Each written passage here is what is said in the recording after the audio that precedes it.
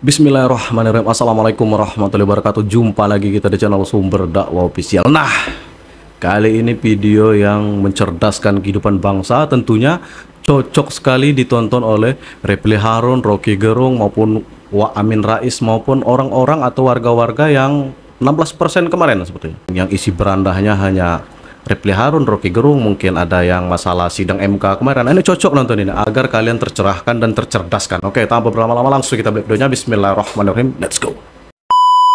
Ya, jadi ada yang bilang pro dan kontra, padahal kalau dilihat proses pembuatannya, proses undang-undangnya kan hampir 90% atau 95% fraksi DPR menyetujui. Catat itu. Anggota DPR sendiri yang menyetujui. Terus hampir semua lembaga besar, organisasi besar seperti NU, kemudian asosiasi profesi, persatuan insinyur, arsitek. Jadi kalau dikatakan pro dan kontra sebenarnya tidak, karena pro-nya lebih banyak. Iya, betul. Yang kontra kalau dihitung itu 1, 2, 3 orang aja. Itu pun yang tidak ngerti masalah. Gerombolan 16%. Masalah pasti akan setuju. Oke. Jadi yang kontra itu tim-tim yang kayaknya belum paham. Betul. Ya, ini. Karena kan di Indonesia ini kan bukan tim-tim yang belum paham, tim-tim yang sakit hati. mekanismenya seperti ini. Kalau gubernur semua setuju, bupati semua setuju, wali kota semua setuju, presiden dan menteri semua setuju, DPR RI hampir 98% setuju. Kan nyatanya siapa lagi? Kalau 1, 2, 3 orang, bagi saya yang tidak setuju itu hanya tidak tahu. Satu, tidak tahu atau tidak membaca dokumen secara utuh. Terus yang kedua tidak pernah ke IKN. Karena kalau pernah ke IKN pasti dia akan tahu, karena manfaatnya banyak. Betul, Pak Rektor. Ya. Jadi yang tidak setuju, yang tidak pernah ke IKN. Istimewa teman diri masing-masing. Ke IKN atau tidak? Sudah pasti tidak pernah ke IKN atau pernah ke sana pada 1 kali. Tidak membaca dokumen, khususnya lampiran 2 undang-undang. Tanpa data. Terus tidak terlalu berinteraksi dengan masyarakat. Terus tidak tahu bahwa dampaknya itu membangkitkan ekonomi. Mungkin upacara nanti yang suka nyinyir perlu diundang mungkin kira-kira agar tambah jantungan mungkin. Ekonomi Kaltim dan ekonomi nasional. Berarti tidak mengikuti proses. Iya, tidak aja. Dia tahu hanya sedikit aja. Jadi pengetahuannya itu masih sedikit ya untuk teman-teman yang hingga saat ini masih kontra. Karena kan sederhana saja. Apa yang mau disanksikan terkait IKN? Semua baik-baik saja, semua sesuai target, semua sesuai dengan apa yang direncanakan. Tidak ada terlambat, dana juga cukup, terus manfaatnya juga ada, ya kan? Karena kira-kira dia tidak setuju karena apa? Karena lebih pertanyaannya, ya kan? Betul. Berarti dikembalikan lagi pertanyaannya dari peserta. Nggak apa-apa, ditanya aja supaya khususnya yang kontra, apa sih yang mau dikontrakan sama IKN? Hatinya mungkin Prof. Manfaatnya bagi bangsa dan negara sangat besar.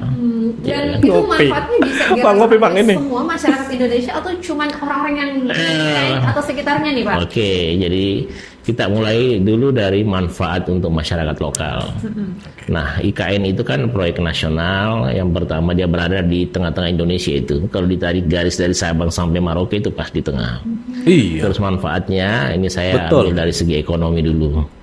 Kalau pertumbuhan ekonomi 5,5%, maka sejak ada IKN itu di Kaltim di akhir tahun 2023 pertumbuhan ekonominya menjadi 2, kalau misalnya secara nasional 5,5, di Kaltim 6,2%. Terus di bulan April naik lagi menjadi 7,26. Jadi proses terus berdasarkan fakta kalau Kaltim berkembang, Kalimantan berkembang.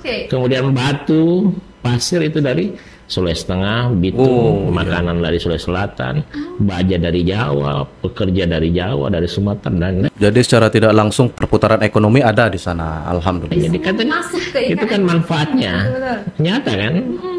Jadi saya tidak melihat ada yang dirugikan dengan IKN, tidak melihat. Iya, kalau misalnya ada yang dirugikan boleh tulis di kolom komentar, karena sejauh ini saya juga belum pernah sih melihat ada yang merasa bahwa saya dirugikan karena mumpung saya di sini ditanyakan sekarang supaya saya bisa jelaskan, karena saya ini bersama IKN sejak lama.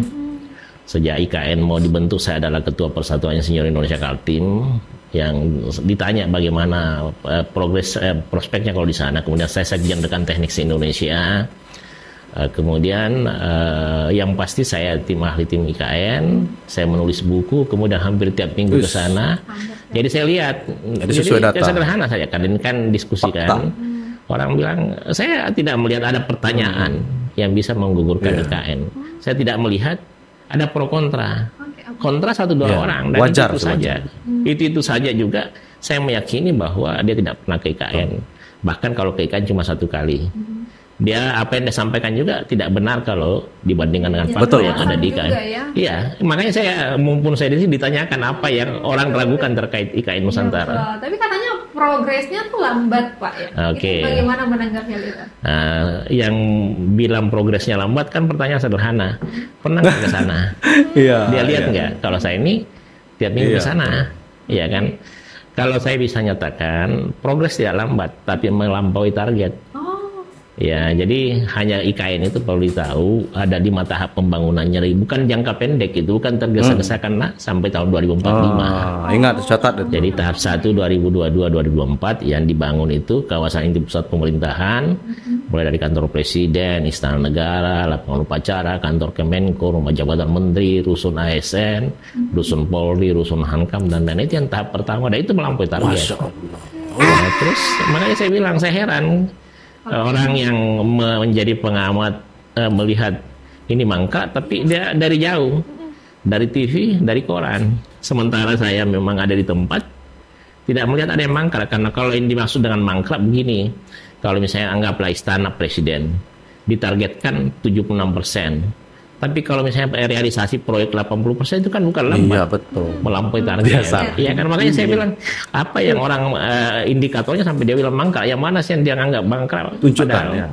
Kalau saya lihat kan, kalau saya ke situ itu biasa kalau proyek ada pengumumannya di situ, dikerjakan untuk sekian hari, pencapaian harinya sekian, kecelakaan kerja sekian.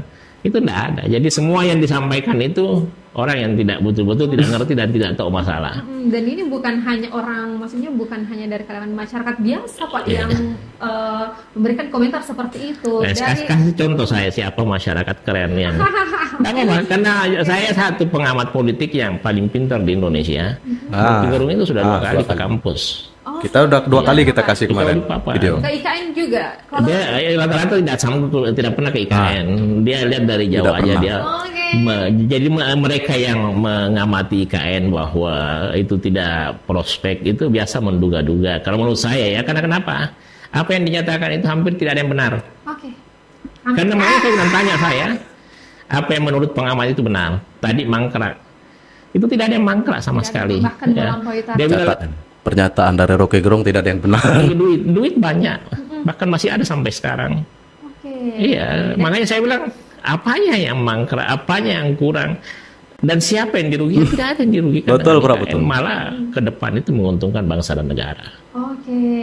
Jadi kata Pak Isradi ini, teman-teman, bukan mangkrak, tidak merugikan siapapun, bahkan bakalan menjadi masa depan yang lebih bagus tentunya untuk bukan hanya IKN atau warga lokal ya, tapi semua mendapatkan warga manfaat. Ya, saya kasih contoh semua warga Indonesia ya. Di IKN itu ada puluhan ribu pekerja.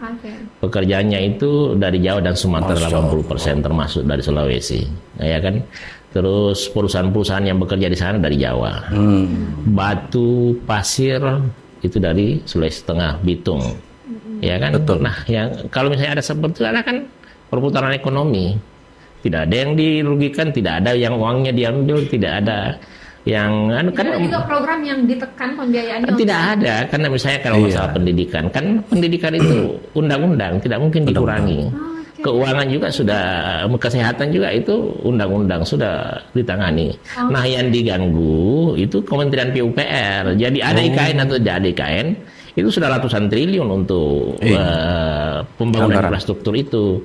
Nah, yang dari situ cuma digeser ke IKN. Terus kalau misalnya mau bicara duit, Kalimantan Timur itu duitnya untuk Indonesia hampir setiap tahun itu 500 triliun kalau dirata-ratakan. Banyak sekali. Kayunya itu habis untuk membangun Indonesia. Minyaknya sekarang, batu baranya itu kaya itu. Dan saya heran yang mempertanyakan masalah. Betul juga. Kan saya nanya aja.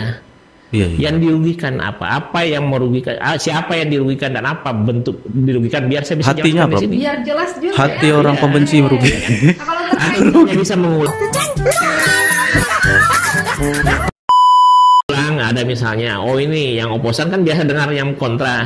Apa sih yang dia maksudkan? Sekarang mangkrak tadi saya sudah jawab, ya kan? Apalagi pertanyaannya yang kira-kira sampai dia kontra, apa sih yang membuat dia kontra? Kan pertanyaan sederhana di situ kan? betul. Jadi sebenarnya betul kata Pak Isradi, ini sederhana, apa tinggal dijelaskan apa, siapa dan lain-lainnya. Iya. Pasti bakalan dijawab, dan yang datang Pak Iya. langsung ke IKN, Iya. Jangan pasti omon-omon. berbeda tanggapannya dengan teman-teman Iya. yang tanya dari Iya, jauh. iya. Siapapun, baik itu pengamat politik, pengamat siapapun itu ya Pak. Iya. Oke, semua bisa ditepis, dan betul itu yang tidak tahu. Kan mungkin kita tinggal karena- sebut-sebut saja yang kontra-kontra apa, yang dikontrakan apa. Kalau dia bilang mangkrak, yang bilang mangkrak siapa? Melampaui target, ya kan? Oke. Apalagi kira-kira yang disampaikan aja, Pak. Kalau yang pembangunan ini katanya Pak Presiden kemarin targetnya kan dia mau bulan Juli pertengahan ya pindah ke IKN, tapi Iya. katanya tidak bakal karena ini listrik dan airnya belum. Ini tanggapannya bagaimana? Iya. Ini sempat viral di media sosial Pak. Iya, jadi ini kan betul. miskomunikasi aja. miskomunikasi. Miskomunikasi jadi begini. Pak Presiden itu menyatakan dia tidak jadi ke IKN pada minggu kedua di bulan Juli. Minggu Iya kan? kedua bulan Juli. Minggu Iya. kedua di bulan Juli karena dia bilang air dan listrik belum ada. Kalau misalnya kaitannya dengan air, karena ini air yang akan dialirkan kan ini dari Bendungan Sepaku Sumui, dari Intek Sepaku, dari IPAL. Itu memang target penyelesaiannya bukan di bulan minggu kedua, tapi minggu ketiga. Oh, Di bulan ketiga. minggu ketiga di bulan Juli, minggu depan lah. Oh, minggu depan. Nah, ya? minggu Aduh, depan. kejang-kejang. Itu. Terus yang kedua, Minggu depan, kejang-kejang. listrik. Listrik di IKN itu canggih. Listrik di IKN itu namanya pembangkit listrik tenaga surya, jadi energi Masya terbarukan. Kapan mulai? Bulan Februari 2024. Itu Amin. sejak belum, tapi masih 10 megawatt. Nanti proyek yang sebenarnya 50 megawatt. Jadi miskomunikasi aja, ya kan? Ada yang bilang misalnya tidak ada investor banyak. Ya kan, makanya saya ini khusus rakyat Sulsel ini saya kasih ruang. Semua yang kontra sampaikan aja. Saya itu ada videonya mulai dari aspek lingkungan, ini beliau tantang ini. Catat ini, beliau tantang yang kontra, datang kepada beliau. macam-macam lah. Ditanya lagi aja apa kira-kira yang kontra-kontra itu supaya saya bisa jelaskan melalui media. 17-an, bagaimana persiapannya sekarang untuk 17-an yang katanya nanti bakalan digelar juga di IKN? Ya itu hampir pasti dilaksanakan. Jadi juga saya Amin. meluruskan sama semua orang kalau 17-an di IKN itu sudah dilangsungkan 2 kali. Jadi ini yang ketiga kalinya. Yang pertama di titik nol tapi yang pimpin kepala otorita. Yang kedua di kantor Kemenko dipimpin oleh kepala otorita. Yang ketiga nanti dipimpin presiden. Itu tempatnya di lapangan Istana Negara. Ini yang lapangan Istana Negara baru pertama kali di sini. Iya itu yang pertama kali. Oke, jadi Iya. sudah 3 kali teman-teman, cuma Iya. yang di lapangan nanti itu yang pertama kali. Iya. Menurut Bapak, kenapa sih pihak-pihak masih banyak pihak mungkin ya Salah. yang mungkin tidak bisa kita sebutkan di sini? Atau Kalau Tapi Haron, banyak Rocky itu, Gerung, Merah Ayah, kalau kita saya sebutkan aja. saya cuma beberapa Semua orang, ya? beberapa orang aja karena kan bisa dihitung siapa Betul. kira-kira. Ya kan organisasi apa tidak ada itu. Oke, tidak ada. Kira-kira organisasi apa yang menolak tidak ada kan? Betul. Secuil. Ya kan? Lembaga apa kira-kira? Sekarang semua Ya dipisahkan kalau sendiri. seorang-seorang itu yang menolak itu biasanya orang yang tidak pernah ke IKN, Catat dong. tidak ngerti. Iya. Nanti sama pemerintahan tertentu. Iya. Saya tidak Yang tahu apa salah Tidak ada, lebih ke hasad, Prof. Kalau menurut saya lebih ke dengki. sampai dia tidak ngerti aja kan. Apa yang disampaikan juga hampir semuanya tidak benar. Oke. Nah, kalau untuk perguruan tinggi yang apa sih pastinya kan bakalan beradaptasi nih. Kalau dari Uniba sendiri dengan adanya IKN apa nih Pak yang adaptasi baru seperti apa Bapak selaku rektor untuk ini IKN? Yang pasti kalau Uniba itu adalah salah satu kampus di Indonesia yang menjadi pendukung utama daripada IKN. Ada banyak kegiatan yang dilakukan sejak awal IKN itu karena saya kebetulan saat itu di awal IKN saya dekan teknik sekaligus ketua Persatuan Insinyur Indonesia Kaltim, ya kan. Terus selain itu di awal-awal di 27 Agustus ya, di 26, 27, 28 Agustus saya adalah sekjen Forum Dekan Teknik Indonesia. Jadi termasuk dengan UI, dengan Unhas, dengan UGM itu sudah membahas IKN. Dan UGM juga ikut itu catat bahas IKN. Pakai kuping baik-baik. Hampir sudah punya konsep, sudah menyetujui. Kemudian saya di Sekjen Forum Rektor Indonesia yang melekat dengan Undibanya itu mendukung IKN, mengajak orang-orang, mengajak rektor, mengajak sivitas akademika, mengajak kampus, mengajak asosiasi persel untuk bicara IKN. Bahkan kalau misalnya ada yang kontra, saya undang untuk kita bicarakan. Karena secara akademisi hampir yang datang itu kalau sudah dibahas, akhirnya dia datang dengan pesimis, pulang dengan optimis. Karena kalau sudah datang kita kasih lihat faktanya. Makanya itu kan siapa yang paling pintar debat di Indonesia? Kan yang merasa pintar. 2 kali kami sudah undang. Kalau mereka biasa catat dong, Profesor Rocky Gerung yang awalnya pesimis menjadi optimis. Nah, catat ya. Tanya ya, dari banyaknya orang yang datang ke Bapak ini, mereka membawa kasus-kasus seperti apa sih yang mereka bawa? Ya, yang pasti yang biasa datang itu dari Queensland University, kemudian dari BURIN, dari tokoh-tokoh kampus. Jadi bukan orang sembarangan juga, ya kan? Ada misalnya dia datang, oh ini IKN ini akan mengusir masyarakat adat setempat. Sama dengan Jakarta, Betawi. Nah, pertanyaan saya sederhana. Menurut Bapak ada berapa penduduk lokal di sana? Itu sudah tidak terjawab. Misalnya kayak Rocky Gerung juga. Oh itu akan merusak lingkungan. Pertanyaan saya sederhana. Menurut Rocky Gerung ada berapa banyak hutan di sana? Hutan primer. Karena setahu saya hutannya Kalimantan sudah habis di zaman dulu. Sudah dihabisi kecuali di Bukit Soeharto. Nah, orang juga, saya tanya juga, tahu nggak kalau di Kaltim itu banyak tambang-tambang liar, ya kan? Jadi dia kira itu hutan mulus, masih banyak. Itu sudah hutan di Kalimantan itu banyak dirusak orang. IKN ini dibentuk memperbaiki bukan merusak, catat ya. Untuk memperbaiki. Jadi hadirnya IKN itu bukan dengan merusak hutan. Bang Opi, Bang, biar santai ya. Memperbaiki. Jadi memperbaiki ini saya bisa tensi darah kita agak naik. Jelaskan di sana itu namanya hutan tanaman industri. Hutan untuk bikin kertas, bikin dan sebagainya itu dipanen setiap saat, setiap 6 bulan. Itu yang diperbaiki, hanya itu yang dibangun. Terus di sana itu ada banyak tambang konsesi sampai 100-an. Itu kan berapa puluh, banyak banget. Terus di sana itu hutan primernya sudah banyak yang kurang. Nah, bahkan ini IKN ini kalau misalnya hutan sekarang sekitar 50% akan dijadikan 75%. Jadi diperbaiki hutannya, semakin dikembangkan. Jadi di sana itu banyak tanah dipakai, dikuasai perusahaan, ya kan. Dia akan berakhir tahun 2042.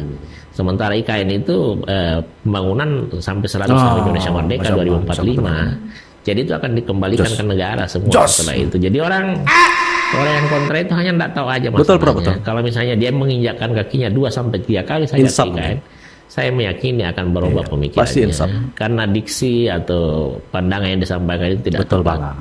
Beruntung ini ada Krenov, ya kan? Krenov ini yang luar biasa karena nantinya di situ ada juga pencerahan. Jadi di ajang Krenov nanti akan ada pencerahan, akan ada pameran pencapaian perguruan tinggi, akan ada diskusi terkait ibu kota Nusantara. Jadi itu yang bisa saya sampaikan. Akan tetapi Krenov ini dilaksanakan salah satu tujuannya adalah untuk merangsang perguruan tinggi untuk meningkatkan mutu pendidikan. Kemudian berkiprah di IKN. Nah, ini juga sebagai ajang saya namakan, saya istilahkan Universities Goes to IKN atau Universities Goes to Nusantara atau Universities atau Campus Support Nusantara. Uniba, jadi kampus akal sehat. Krenov kreatif inovatif, Support Nusantara, Campus Support Nusantara. Seperti itu. Oke, jadi bakalan banyak lagi ini teman-teman nantinya pasti yang di KN kalau datang langsung itu pencerahan lebih tercerahkan lah ya. Akan sangat tercerahkan karena Pasti Tanya dapat aja. hidayah. Saya sudah bertanya sederhana saja. Yang kontra itu hampir pasti tidak pernah Betul ke IKN. banget, betul Atau banget. kalau ke IKN paling 1-2. Kalau cukup 2 kali paling dipilih Iya, betul banget. Jadi dia tidak Kayak yang Amin Rais ya harusnya datang. berhak untuk bicara sampai di sini pembangunannya karena dia tidak lihat secara itu. Masalahnya kan ada nggak yang dirugikan dengan IKN? Tidak ada yang dirugikan dengan IKN. Oke, dan kayaknya Malah menguntungkan bangsa Indonesia. kayaknya juga untuk teman-teman yang kontra, yang teman-teman netizen ya, pastinya banyak yang kontra juga. Iya. Netizen itu mungkin karena termakan berita hoax saja. Iya, Betul, itu termakan yang isu hoax, termakan betul, berita betul hoax. banget. Nah, Makanya iya. nonton Kan channel ini. berita hoax saja yang Channel Akal Sehat melihat, Fakta. oh, IKN begini. Jadi kalau saya sih tidak memaksakan orang setuju atau tidak, saya tinggal bertanya apanya yang dia tidak setuju IKN, ya kan? Menurut mereka fakta apa yang tidak sesuai itu Betul kan? banget, Kalau Bro. misalnya bicara fakta, semua sesuai. Iya, hanya membaca Masa saja. yang didengar orang yang melihat dari jauh, baca koran, kemudian ditanggapi koran. Orang yang Dibanding gampang dengan yang kita ditipu. lihat. Karena khususnya Sulawesi Selatan, Sulawesi Barat, Sulawesi Tengah, Manado, Papua, Indonesia Timur itu sangat beruntung dengan IKN. Oh iya, dari situ Sekarang langsung saja juga Indonesia datang, Barat, orang-orang yang datang itu jadi Indonesia Timur dibangun, Indonesia Barat yang mati, ya kan? Sekarang juga pemerataan. Penduduk di Sulawesi, di Sumatera dengan Jawa itu 80%, di Kalimantan itu cuma 6%. Sementara bagaimana pembangunan? Terus di IKN itu biayanya kan sederhana aja, ya kan, itu kan sampai 446 triliun itu sampai 2045. Nah itu multi years, ya kan. Kalau itu berarti puluhan tahun. Nah kalau bangun Sumatera kan sekitar 500 triliun juga, kan kurang lebih sama. Jadi uangnya Kaltim banyak sekali. Jadi saya itu bingung-bingung aja. Yang itu. Ada yang dirugikan. Udah lah. Ya makanya. Iya, saya pun juga bingung sebenarnya. Adik juga kan sering membaca. Disampaikan aja kira-kira apa lagi kesangsian orang. Makanya Krenov ini mendidik orang supaya tidak terlalu percaya. Betul banget. Itu puncaknya nanti bagi yang kontra, bagi yang pro silahkan datang di kegiatan Krenov Masinton sama untuk mendengar namanya penjelasan. Mau lihat videonya, kalau saya sama saya. Ya, Mau ya. lihat videonya saya kasih lihat.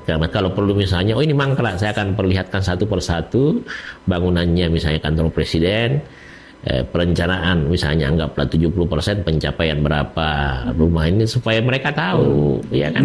Memang ini jangka panjang. Ada yang bilang juga, oh jangan cepat-cepat pindah. Memang yang mau cepat-cepat pindah siapa? Tidak cepat-cepat Undang-undang. pindah. Itu Bos, undang-undang, sebenarnya. Karena Bos. ini yang menyatakan itu sampai 2045 undang-undang. Lampiran 2 undang-undang nomor 3 tahun 2022. Nah, sudah guys, ini cocok sekali nih ditonton Bang Sinton, Deddy Sitorus, yang Amin Rais, Bung RG, Bung RH, ini cocok banget nih nonton ini. Agar tercerahkan dan segera insaf. Nah, itu kuncinya, agar insaf. Nah, harus datang ke IKN memenuhi undangan-undangan yang beliau sampaikan tadi. Beliau tantang siapa sih yang kontra-kontra, harus datang agar bisa insaf.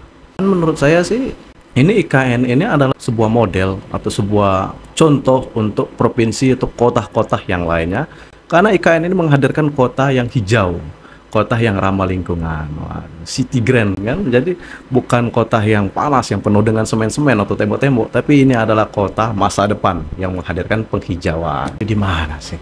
Di mana letak kerusakannya itu, di mana? Jadi ya, ini kita jangan sampai tergiring opini, berkali-kali saya jelaskan, jangan sampai termakan isu hoax. Tapi sih kalau menurut saya, orang-orang yang nyinyir itu sih bagus untuk kita doakan agar panjang umur, sehat selalu, agar mereka bisa melihat pencapaian kesuksesan era Pak Jokowi, terutama dia akan dilanjutkan oleh Pak Prabowo. Jadi bagus. Karena kalau kita ingin membuat semua orang suka kepada kita, susah lah. Pasti di dunia ini tidak semua orang suka kepada kita. Pasti ada jelas segelintir, 1-2 orang yang kurang senang dengan kita. Jadi biasalah. Memang manusia itu ya memang seperti itu. Kita manusia biasa saja, pasti ada yang tidak suka. Apalagi seorang presiden, yaitu tokoh nomor 1 atau orang paling penting, orang nomor 1 di negeri ini, pasti banyak. Jadi jangan ambil pusing, happy fun. Dan tentunya kalian harus nonton terus di channel ini, karena channel ini memberikan data, memberikan fakta, bukan memberikan hoax, bukan memberikan ujaran kebencian. Inilah channel yang mencerdaskan kehidupan bangsa tentunya. Nah, saya akhiri. Tetap jaga persatuan Indonesia, rukun, aman, damai, NKRI harga mati. Jangan mau tergiring opini, jangan mau diajak demo, dan tetap kawal kemenangan Pak Prabowo dan Mas Gibran. Saya akhiri, wabillahi taufiq wal hidayah. Assalamualaikum warahmatullahi wabarakatuh.